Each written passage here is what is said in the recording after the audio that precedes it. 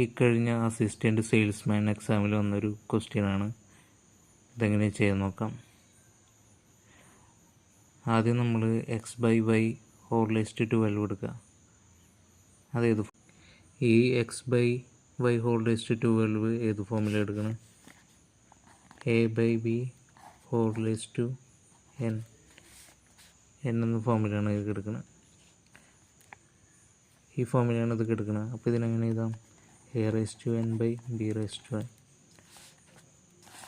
അപ്പോൾ s/y നമ്മൾ s^12/y^12 എന്ന് എഴുതാം. ഇനി അടുത്തത് y^24, അതതുപോലെ തന്നെ എഴുതാം. ഇനി അടുത്തത് z^3^4.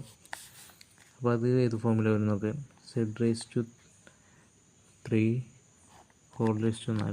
ഇത് വരുന്നത് a^m^n.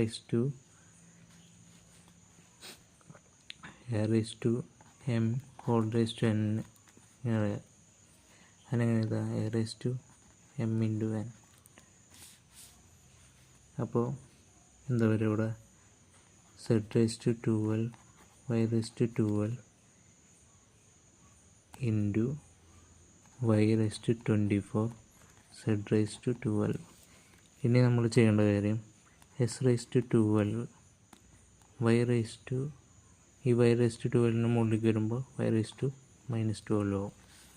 Okay, y^24 z^12. എല്ലാവർക്കും അറിയാം, സെയിം അടിയിൽ സെയിം ഇത് വന്നു കഴിഞ്ഞാൽ ആഡ് ചെയ്യുക.